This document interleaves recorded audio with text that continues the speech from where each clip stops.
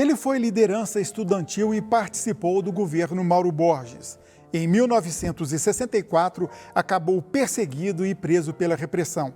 Fugiu da cadeia várias vezes. Exilou-se no Uruguai, Chile, China e França. Estas aventuras estão contadas no livro Tarzan de Castro, Vida, Lutas e Sonhos. E para falar desses acontecimentos, nós convidamos o próprio Tarzan. Olá, Tarzan, um prazer receber você aqui no TBC Memória. Para mim é um grande prazer, Enzo. Eu gosto de falar sobre a história, não somente minha, mas do povo brasileiro, e a gente aproveita essas oportunidades. Tarzan estudou na França, graduou-se e fez mestrado em Sociologia. Com a anistia em 1979, retornou ao Brasil. Elegeu-se deputado estadual e depois federal. Após abandonar a política, Tarzan passou a dedicar-se à atividade empresarial e ao jornalismo.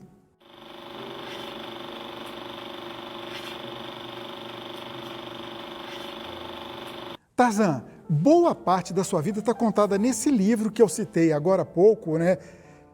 Está aí, Tarzan de Castro, Vida, Lutas e Sonhos, organizado pelo professor Juarez Maia, grande amigo da gente, num coletivo. Como é que surgiu a ideia de colocar suas memórias nesse livro? Olha, Enzo, na realidade, eu já tinha quase que um compromisso comigo mesmo de contar a história e, ao mesmo tempo, tinha as limitações pessoais. Em conversa com o Walter Lee e com outras pessoas que na época eu convivia, surgiu a ideia de formar uma equipe de pessoas ligado à área cultural, histórica, social e política, para que nós pudéssemos desenvolver um trabalho de pesquisa que, em seguida, seria traduzido numa obra que seria o livro. Então, surgiu a ideia de que nós poderíamos procurar para isso o professor Juarez Maia, porque ele também tinha uma história interessante de luta no movimento estudantil, de exílio, e também desempenhava um papel muito importante na universidade, exatamente nesses setores, e felizmente, o Juarez aceitou o convite. Nós formamos uma equipe composta por várias pessoas, entende? Técnicos, jornalistas, enfim, foi um sucesso. Esse livro, para você ter ideia, ele tem aí, não chega a 400 páginas, mas nós temos mais de, talvez, o dobro disso aí, em material pesquisado que poderá ser aproveitado provavelmente numa outra edição. Enfim, o trabalho foi muito bom e eu fiquei, gratificado com o resultado. E o resultado até hoje repercute. Para você ter ideia, esse livro foi publicado já pela Amazon, em vários lugares eu fui chamado para o lançamento do livro. Algumas vezes eu fui, outras vezes não, entende? Mas o livro está cumprindo um papel e eu acho que é um papel permanente, ele é atemporal. Bom, o Tarzan se referiu ao Walter Lee Guedes, jornalista, grande amigo do Tarzan e que também prefaciou o livro. O Walter Lee é presidente da GI, do qual eu sou o presidente do Conselho Administrativo. E o Walter Lee realmente é meu prefaciador e um grande colaborador no sentido de incentivar a produção desse livro. Tarzan, vamos voltar no tempo? Sim. Aquele garoto adolescente ainda, Tarzan, que veio lá da região do Vale do Araguaia para Goiânia para estudar e logo se envolveu no movimento estudantil. Como foi sua entrada no movimento estudantil? Eu vou tentar ser bastante rápido. Eu vim para cá de Jataí. Eu nasci em Alto Araguaia. Em Jataí eu já comecei a trabalhar no movimento estudantil. Parece que eu tinha uma vocação de movimentos sociais desde muito jovem. Em Jataí, para você ter uma ideia, tinha um único colégio lá que não tinha, só o ginásio naquela época, Colégio Nestório Ribeiro. E eu fui presidente do Grêmio, fundador do Grêmio. Posteriormente, eu consegui fundar a União dos Estudantes Jataienses, que reunia esse colégio mais os colégios católicos, e fui presidente da União. Quando eu vim para Goiânia, eu já tinha participado de alguns congressos de estudantes Goiás afora, e eu fui estudar no Liceu de Goiânia. Eu tinha, naquela época, tinha um jataiense ilustre, que depois foi até governador do estado, José Feliciano Ferreira, e ele era secretário de Educação, então ele me contratou para um trabalho como bedel no Liceu, meu primeiro emprego, e lá eu fiz a seleção, passei, fui estudar no Liceu, e eu já conhecia algumas pessoas, e uma pessoa marcante que eu conhecia, o Sanito Arantes, que é irmão do Aldo Arantes, que foi depois presidente da UNE, deputado federal por Goiás,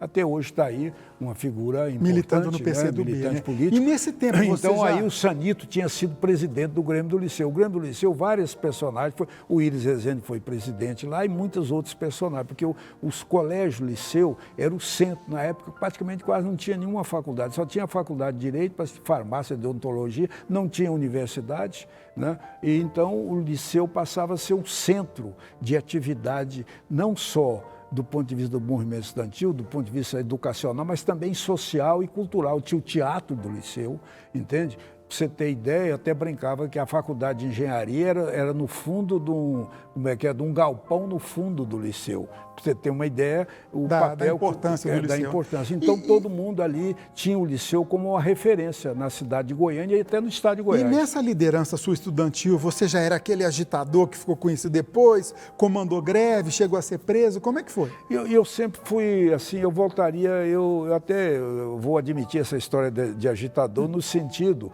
de que eu gostei sempre de assimilar as ideias novas e as ideias transformadoras que eu julgava. Eu não tinha muito formação do ponto de vista teórico, mas eu assimilava com uma certa rapidez e eu tinha uma vontade imensa de participação. E como eu fui logo eleito presidente do Grêmio, logo no segundo ano, já era presidente do Grêmio, que era a principal entidade estudantil na época de Goiás, e aquilo ali me deu fôlego para outras atividades. Para você ter ideia, eu gostava de teatro, então eu fui ator de teatro. Eu fiz teatro, fui ator de teatro em Jataí e aqui em Goiânia. Goiânia, na época, tinha dois grandes teatólogos, o Enio, o João Bênio e Cici Pinheiro. Exato, e eu fiz teatro com ele e tudo, quer dizer, lá no Liceu, teatro do Liceu, o Liceu tinha isso. E o outro era o João Neder, entende? Que também fiz peça de... Então, eu tinha, assim, uma compulsão quase de participar. Então, eu acho que isso foi me dando fôlego para uma série de atividades. Mas os conservadores já te taxavam meio de agitador. Exato. Então, logo eu conheci uma pessoa, eu morava numa república na Avenida Paranaíba, e lá morava um jovem estudante na Escola Técnica Nacional, e ele era um militante, Antônio Siqueira. E ele fazia: Tarzan, você é um cara ativo, você participa de tanta coisa, agora você não tem uma formação política, ideológica, você tem que ter, você tem que pensar melhor, você tem que aprofundar, porque você tem possibilidade de ir longe, mas você é um vazio, culturalmente. Aí eu falei: mas como?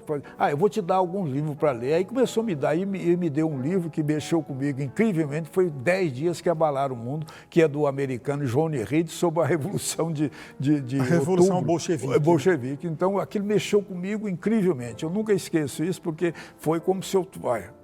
Existe muito mais coisa por aí no mundo, na política, enfim, do que o que eu imagino. Então, por aí eu comecei a ter, talvez, um pensamento mais à esquerda, e aí eu fui me ligando, e eu passei a ser um militante de esquerda.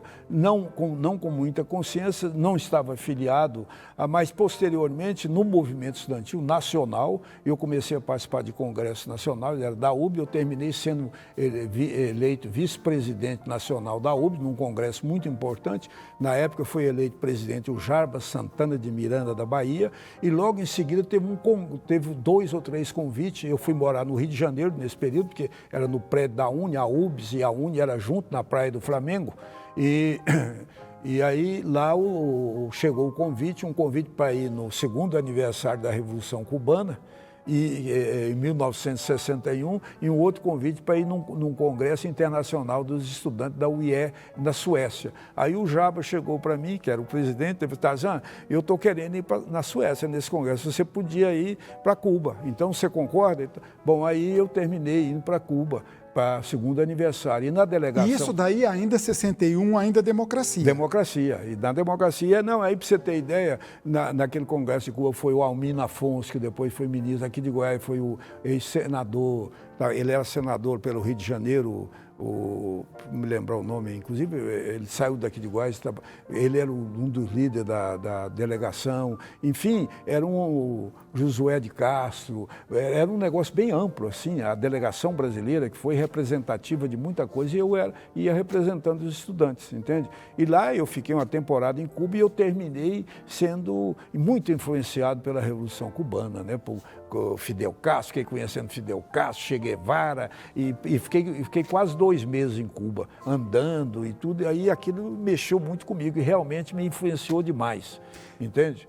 E ser jovem, você quer mudar, você pensa que tudo está fácil, só basta querer. Na realidade não é assim, mas eu pensava que eu podia influenciar nesse sentido e comecei a ter uma militância mais ligada. Aí eu já comecei a ligar. Aí, posteriormente, Cuba, a gente recebeu referência lá em Cuba de que um brasileiro marcante aqui era o Francisco Julião, que organizava as ligas camponesas no Nordeste, principalmente em Pernambuco, Paraíba, naquela região. E aqui em Goiás também. Ele era deputado federal e eu procurei contato com ele através do Diniz Cabral Filho, que era era o secretário-geral da UBS, pernambucano, você entende? E meu amigo, logo eu comecei a ter uma certa militância na Liga Camponesa e quis organizar ligas camponesas em Goiás. Tarzan, temos que ir para o primeiro intervalo. No próximo bloco, a gente fala sobre Liga Camponesa, sobre o golpe de Estado de 64, as suas prisões e os seus exílios. TBC Memória,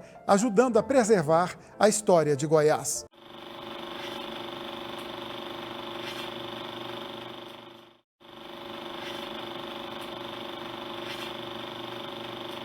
O TBC Memória desta edição conversa com Tarzan de Castro, ele que está contando para a gente um pouco da sua vida, desde o movimento estudantil lá nos anos 50 até a sua militância política, quando se tornou deputado e depois abandonou a política. Tarzan, a gente estava falando no bloco anterior sobre as ligas camponesas com Francisco Julião. Resumidamente, como é que foi a sua atuação nisso? Você foi guerrilheiro? Não, eu nunca fui guerrilheiro, mas eu organizei as primeiras ligas camponesas aqui em Goiás, por influência do pensamento do Francisco Julião, das ligas e até de Cuba, no caso, e eu achei que organizar os trabalhadores aqui para a luta pela reforma agrária realmente era um caminho de transformação. E eu comecei a organização de liga camponesa aqui, nós fizemos no Nordeste, naquela época, a região de Dianópolis, pertencia ao estado de Goiás e também a região de Montes Claros aqui, e também havia uma sensação de que se fizesse foco de guerrilha, você podia conquistar. Era uma coisa simplória, toda cheia. Ingênua, né? Ingênua, totalmente ingênua, totalmente utópica e infantil até, entende? Então a gente organizava isso. Eu não concordava com o negócio de guerrilha, essa coisa toda, mas ia organizando a Liga e no movimento estudantil eu ia tentando refletir essas ideias. Teve um congresso de camponeses muito importante lá em Belo Horizonte, que o Partido Comunista Brasileiro era o principal patrocinador, mas as ideias das ligas camponesas acabou tendo uma influência muito grande no movimento camponês do Brasil na época. No movimento camponês, o Partido Comunista defendia uma reforma agrária democrática através de sindicato e a Liga Camponesa era mais radical, admitia a hipótese de guerrilha, então eram duas alternativas. Então eu participei disso aí e fiquei do lado da Liga, que era tido o lado radical. Vamos saltar já, 1964, aí veio o golpe de Estado de 31 de março ou 1º de abril, como queiram. Você trabalhava no governo Mauro Borges, que era o governador eleito democrático. Como é que foi esse momento de golpe de Estado, perseguição, prisão, daí para frente tumultuou a sua vida durante quase 2 décadas? Rapidamente, o movimento estudantil na época era muito forte, tinha muita influência na sociedade e eu, como presidente, eu participei da campanha do Mauro Borges e a convite dele, da Dona Luz, 2 personagens importantíssimos da nossa história, e eleito ele me convidou para a assessoria especial do governador. E eu fui para a assessoria especial do governador e ao mesmo tempo, concomitantemente, eu fazia esses movimentos. Então, aquilo fiquei marcado como sendo um agitador. O pessoal que deu o golpe, o Mauro é um comunista, olha lá, o Tarzan é um comunista perigoso, o Tarzan é um guerrilheiro, enfim... Comunista. Comunista junto com ele. E então eu fiquei marcado, e isso marcou também o Mauro, até certo ponto, que tanto é que eu terminei sendo preso ainda no próprio governo do Mauro. Mas a sua presença no governo Mauro Borges pode ter ajudado na cassação dele? Eu acredito que eles tentaram fazer. Para você ter ideia, isso foi tão grande que eu fui torturado aqui no quartel do Exército para denunciar. O cara veio um grupo de torturadores de fora de Goiás. Eu lembro que o sotaque era de carioca, de outros caras. A gente sendo torturado lá no pátio do colégio, do quartel. Era o 10º BC, 10º Batalhão. Lá no Jardim Guanabara. Exatamente, no Jardim Guanabara. Então, apanhando e torturado, com choque, gritar. E os caras, nós queremos que denuncie que o Mauro Borges que era o chefe desses acampamentos de guerrilha e de Liga Camponesa. Eu falei, mas com o Mauro não tinha nada a ver com isso. Mas nós queremos, larga de ser babaca, rapaz. Eu lembro, tinha um coronel conhecido. Você achou que ia morrer nessa tortura? Sim, é óbvio. Você, no momento você está sendo barbaramente torturado, você está morrendo aí, rapaz, larga de ser idiota. Nós queremos só que você assine, faz uma declaração apoiando. Eu não vou fazer, e fui. E aí a tortura foi até que eu acho que eu desmaiei, eu não sei o que aconteceu, e eu não fiz. E depois eles continuaram a campanha contra o Mauro. Alguns presos daqui foram transferidos para o batalhão de guarda presidencial em Brasília, para que a gente que tivesse que denunciar o Mauro lá. E eu sempre me negava a denunciar. Foi eu, o João Batista Zacariotti, o Paulo Gútico e outros transferidos para lá, no batalhão de guarda presidencial. E vieram para lá e falaram, não faça. E lá um dia eles levaram uns jornalistas, ainda tinha uma certa liberdade de imprensa, é claro, e levaram uns jornalistas para nos visitar. E para a gente declarar que não tinha sido torturado, que ninguém tinha. Aí o que eu fiz? Eu consegui um papel e escrevi as torturas que eu tinha sido submetido aqui em Goiás e botei quieto no bolso de um jornalista na época do Correio da Manhã, que era um dos jornais mais importantes e que até certo ponto denunciava os malefeitos da ditadura. E eu denunciei que tinha sido torturado para denunciar o Mauro, que eu recusei isso porque não era verdade, e saiu no Correio. Isso repercutiu tanto nacionalmente que o senador Pedro Ludovico, pai do Mauro, pegou minha declaração e fez um discurso no Senado denunciando o que estava acontecendo em Goiás, que queriam derrubar o Mauro a qualquer custo, que inclusive usaram o Tarzan de Castro, que foi torturado, para denunciar que a Liga Camponesa era o Mauro que fazia. Você tem ideia?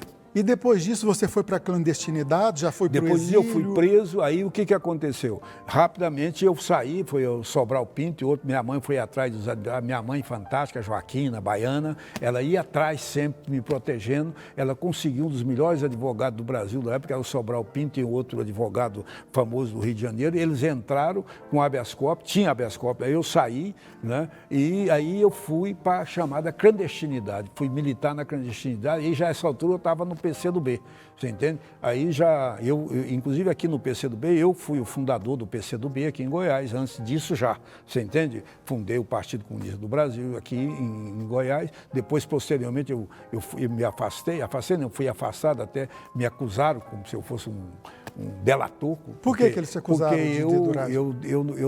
Na China, e depois quando eu voltei, nós começamos a ter divergência com a direção nacional, com relação a essa coisa de guerrilha. Você foi fazer treinamento na China? Eu achava que no caminho para o Brasil não era de guerrilha, o caminho era a luta de massa, era o movimento amplo, geral, assim, queria um envolvimento. E havia uma ideia no PCdoB de fazer a guerrilha, e nós achávamos que aquilo... Então a divergência foi crescendo, chegou um ponto que eu preso, e aí eles descobriram as viagens, como é que chama? A repressão, né? Descobriu as viagens, os treinamentos na China, etc., para guerrilha e etc. e tal. E aí houve as denúncias de que vários foram presos e eles chegaram a me acusar que eu era uma espécie de um delator. Um trem mais absurdo, isso me causou tantos males por ele mundo afora. Depois, mais tarde, eles mandaram, inclusive, dizer que queria ter uma reunião comigo, etc. Para pedir desculpas. Para poder pedir desculpas. Foi até o Aldo Arantes, que eu conhecia, que é da direção nacional. Nós éramos deputado federal junto, que o partido queria uma reunião comigo para justificar aquilo. Eu falei assim, olha, tudo bem, Aldo, eu te respeito, mas isso para mim é coisa do passado, eu não tenho interesse em fazer isso. E das suas fugas, teve uma que foi meio cinematográfica, né? Você estava numa ilha no Rio de Janeiro. Verdade. Eu saí, aí eu fui preso nessa situação e fui para o exílio, né? Aí eu voltei do exílio, eu estava no Uruguai, no Uruguai não, eu estava Chile? Não, fui para China. China, depois voltei via da França, passei pela Paramaribo, aqui pela Guiana Francesa, por aí é que eu entrei no Brasil de volta clandestinamente. E eu terminei sendo preso de novo, lá em São Paulo, em São José do Rio Preto. Aí é preso, é torturado, e vai, morre, não morre, etc. Aí tem umas histórias complicadas no meio, que no livro conta isso em detalhe, né? E aí estava marcado para morrer. E aí o PCdoB tinha começado as guerrilhas já lá no norte. Aí, Quer dizer, de guerrilha você não participou? Eu não participei de jeito nenhuma ação armada? Eu achava que não era o caminho. Em nenhuma ação militar eu participei, em nenhuma. Entende? Porque eu respeitava, admitia, tem muitos companheiros meus, jovens, estudantes juntos, até morreram em combate ou na tortura, muitos na tortura, mas eu não participei, até porque eu realmente eu achava que não era o caminho. Que o caminho era a luta de massa, era a luta democrática na rua, com todas as correntes, de tudo que fosse contra a ditadura e não só um grupo limitado. Bom, aí nesse momento, entende, dessa minha prisão, aí já havia o escândalo, né? E eu fui levado para São Paulo, torturado, enfim, era para mim, dizendo que ia ser morto, como tinha sido outros mortos também. Aí eu tenho uma passagem no livro que eu coloco, eu fui interrogado por um agente da CIA, Mr. Robert, e ele me colocou: Tarzan, você é um homem morto, você está marcado para morrer. Eu vim aqui para salvar a sua vida e está aqui um documento para você, está aqui a quantidade de doses, você vai sair daqui comigo e nós vamos te libertar, porque se você não aceitar essa minha proposta, você é um homem morto, você vai morrer, eles vão te matar, os militares vão te matar, você está marcado para morrer. Você não morreu ainda por muita sorte. Então, conclusão, eu falei assim, olha, eu não tenho condição de aceitar isso, entende?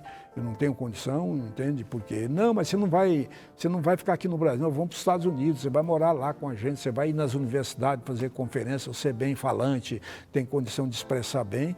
Eu fui, pouco a pouco, assumindo uma convicção de ser de esquerda e ser democrata, de ser contra a ditadura do proletariado, de ser contra qualquer tipo de ditadura. E a evolução da humanidade tem que ser dentro do processo democrático. E eu chego a dizer que a maior conquista da humanidade é a democracia. E sem democracia, tudo que você constrói, se a democracia num determinado momento não passar a vigorar, termina em tragédia, termina em retrocesso para a humanidade. Então, eu estou convencido disso. É a mesma coisa que eu acho política. Eu acho que política é a principal atividade humana, porque tudo, direto ou indiretamente, depende da política. E pior analfabeto, como já dizia, é o analfabeto político, que pensa que não precisa de política, não quer saber de política. Então, os políticos aí que nadam nababescamente como é que diz, na ausência da sociedade que devia participar conscientemente da vida política, porque aí é que decide. Tarzan, o nosso tempo está acabando, mas eu queria uma resposta curtinha. O que o Tarzan de hoje não faria que aquele Tarzan menino, adolescente, impetuoso fez? Coisa de menos de eu diria que dentro daquelas mesmas condições, eu voltaria a fazer o que fiz, porque eu tinha consciência limitada do ponto de vista cultural, do ponto de vista de experiência, mas eu queria transformar o mundo como eu quero transformar o mundo até hoje. Eu acho que a humanidade tem perspectiva de ser melhor, e principalmente o Brasil. O Brasil de ser um país democrático, eu acho que eu dei minha contribuição na luta pela democracia, acho que a democracia é a principal conquista do povo brasileiro, ela precisa ser preservada, mas ela precisa ser usada para resolver os nossos problemas, a desigualdade social, a questão de educação, de saúde, de moradia. Até hoje tem 100 e tantos milhões de pessoas que vivem no Brasil que não tem esgoto, não tem esgoto sanitário. Cabe na cabeça de alguém um país que já chegamos a ser a 6ª economia do mundo? Com certeza. Entende? Não dá. Então nós temos que resolver essas questões dentro da democracia e sempre preservando a liberdade como sendo o trunfo maior da humanidade. Com certeza, esperando que dias melhores venham para o nosso Brasil. Sejamos otimistas, exatamente. Mais uma vez, muito obrigado pela sua participação. Esperamos o 2º volume. Visita, parabéns a você pelo trabalho e tudo. Eu espero ainda oportunamente ter um novo volume. Muito obrigado. Sucesso no trabalho da equipe, de todos vocês. Em nome de toda a equipe, eu agradeço. Toda a equipe. TBC Memória, ajudando a preservar a história de Goiás.